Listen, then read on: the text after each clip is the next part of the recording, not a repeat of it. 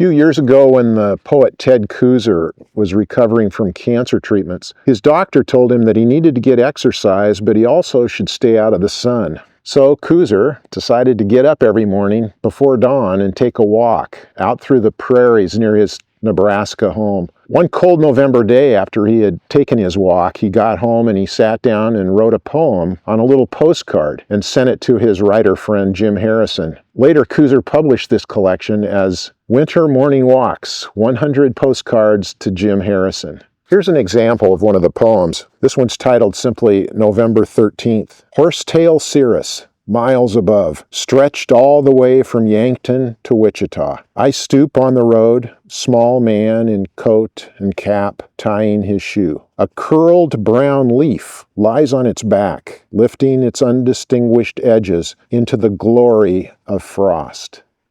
Kooser really understands what it takes to live a creative life. He stays very observant of the world around him, and then he takes the time to sit down and think about it and write about it. I think Ted Kooser provides us with a few great lessons on how to be creative. The first one is to slow down and to really observe what's around you. He notices every detail, little bits of light on the edges of trees, that little bit of frost on the edge of that leaf. Kooser also keeps a journal. I keep a visual journal as well as just my writing journal where I might have sketches. And in my visual journal, I'll save images that I find in museums or nature photographs, pictures I've cut out of magazines. When I get sort of stuck or unsure of how to move forward, I sometimes pull out my visual journal, just look at those images. Images can trigger ideas. The other thing that Kooser reminds us of is to lower our standards. He sat down and wrote something every morning after his walk, which is a great reminder to us when we feel like we have to be perfect or have this great idea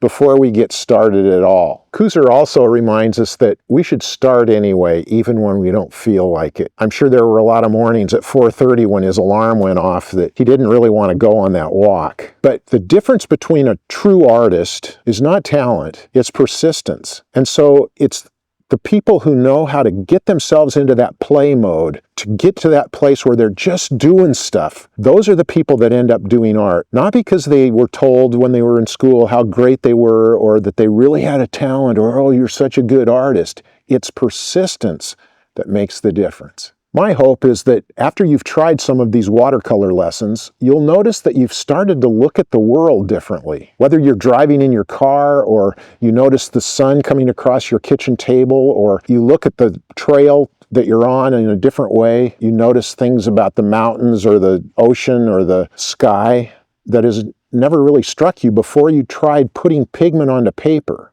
I hope there's a way now that you realize you're sort of translating what you see into the way that pigment flows on paper. You're having a conversation with yourself about how you might paint something. That creative translation, it's really transformative. It changes everything about how we look at nature, how we look at the world around us, how we notice light falling on our friends' faces or on the objects that we love. It really is transformative in ways that I can't explain. And I call it sometimes that I start looking at the world with watercolor eyes.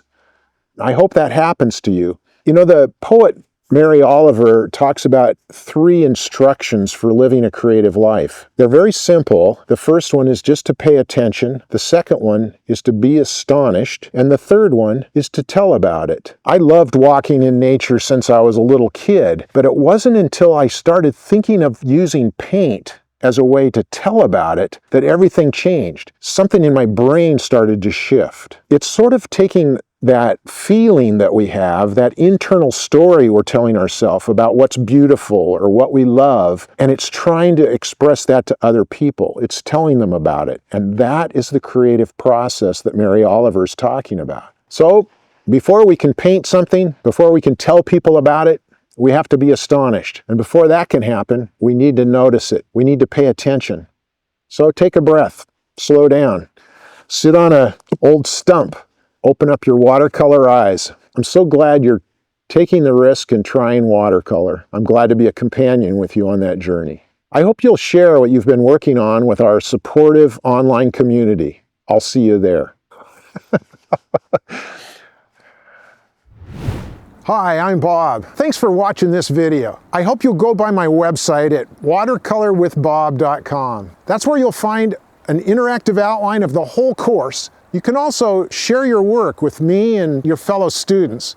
One thing I really love about watercolor is how accessible it is. That's why I realized it was important to me to put this course out for free. That said, it would mean the world to me if you would support this work. You can like it, you could share it with your friends, you could subscribe to the channel, you could also visit the gift shop or even make a donation. Thanks so much. See you on the next lesson, and happy painting.